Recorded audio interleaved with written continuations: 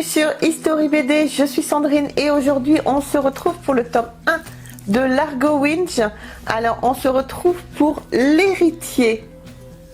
Donc Largo Winch, bien évidemment de Philippe Franck et de Jean Van Hamme, bien évidemment. L'édition originale donc est de novembre 1990 et on parlera tout à l'heure de la cote, bien évidemment. Alors, Jean Van Hamme, toute une histoire, donc c'est romancier et scénariste jusqu'au bout des ongles, raconteur d'histoires hors pair, son nom est synonyme de succès. Il est né et réside à Bruxelles après des études d'économie, politique et de 4 licences universitaires. Jean Van Hamme poursuit durant 12 ans dans une carrière de marketing et ensuite directeur des éditions Dupuis durant plusieurs mois jusqu'en 1986.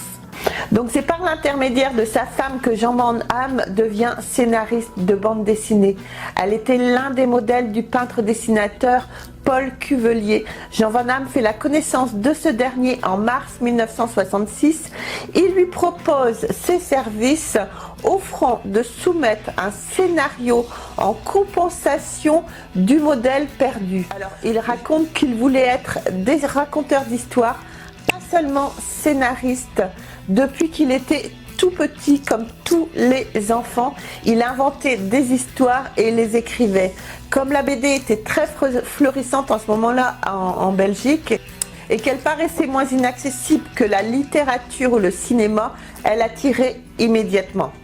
Ensuite, nous avons Philippe Franck. Donc Philippe Franck est né le 13 décembre 1961.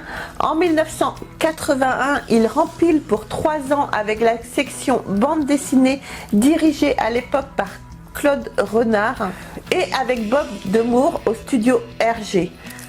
Bob de Groot lui propose de travailler avec lui sur une série qui s'appellera Des villes et des femmes. Ils aligneront 2 albums pour Dargaud.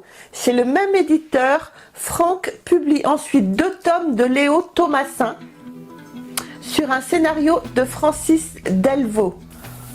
Sa rencontre avec Jean Van Hamme en 1988 va changer son destin.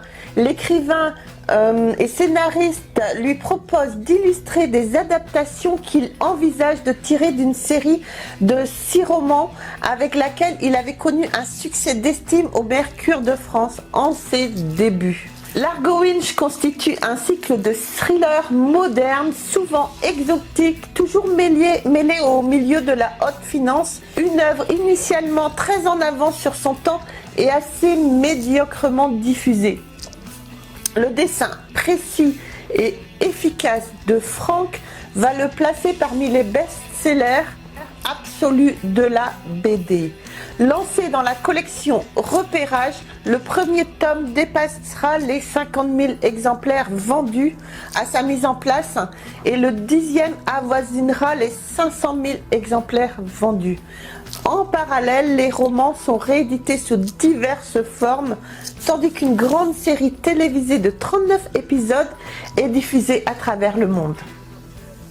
Voilà, et tout de suite, on se retrouve donc avec l'histoire de Largo Winch pour le tome 1, l'héritier. Allez, on se retrouve après ça. Injustement arrêté à Istanbul, Largo Winch est expédié dans la pire prison de Turquie, au milieu de brutes qui, prisonniers comme gardiens, ne connaissent que le langage de la violence. Largo parvient à s'évader en compagnie de Simon, un sympathique voleur suisse, piégé comme lui dans cet enfer. Il trouve refuge chez le consul de Grande-Bretagne, dont la ravissante fille Charity et une tout aussi jolie copine vont s'occuper à leur manière de leur faire oublier leur malheur. Mais entre-temps, des politiciens turcs ont compris l'erreur qu'ils avaient commise en enfermant l'héritier du groupe W. Ils décident d'effacer toute trace à la redoutable section K. Le massacre va commencer.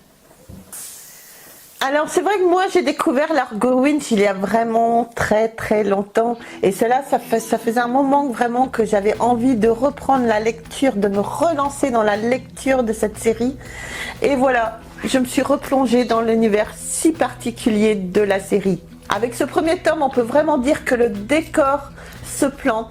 Nerio Winch, multimilliardaire, meurt assassiné par un mystérieux inconnu. À la surprise générale, son testament révèle qu'il avait un fils adoptif, Largo, qui pour l'instant demeure introuvable. Et pour cause, ben voilà, ce dernier n'est absolument pas au courant du décès de Nerio et il se trouve à Istanbul en voyage et va être mêlé très rapidement à un complot qui l'emmène en prison turque. C'est là qu'il va faire la connaissance, comme je vous disais, de Simon, un personnage fort, sympathique et haut en couleur. Alors le ton est donné avec ce premier tome où les dessous de la haute finance se mêlent avec de l'action pure et des dialogues qui font mouche. Les dessins sont dynamiques, les couleurs ne sont pas en reste dans cette bande dessinée qui est incontournable. On n'a qu'une hâte, c'est dévorer le tome suivant. Voilà, on se retrouve quelque chose que vous n'aviez pas eu depuis très longtemps. On se retrouve pour le coin des collectionneurs. Alors, à savoir que Largo Winch, avec le poster. Alors, que je vous montre tout de suite. Donc, Largo Winch, avec le poster, donc, est coté 100 €.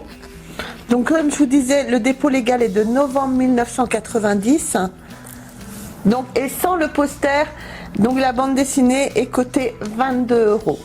Donc voilà les amis, ce qui conclut la vidéo du tome 1 de Largo Winch. C'est une super série que moi je vous conseille vraiment. Surtout, n'hésitez pas, vous me direz des nouvelles. Et n'hésitez pas à me dire dans les commentaires si vous connaissez, si vous faites également la collection de cette série. Voilà ce qui conclut cette vidéo. Surtout, on n'oublie pas, on s'abonne, on like, on nous retrouve sur les réseaux sociaux. Vous pouvez toujours continuer à m'envoyer, vous avez mon adresse mail dans la description, vos collections pour que je puisse très rapidement refaire une vidéo sur la collection des abonnés. Voilà les amis, j'espère que cette vidéo vous aura plu. N'hésitez pas à me laisser des commentaires et je vous embrasse très fort. On se retrouve très vite pour une prochaine vidéo. Bye.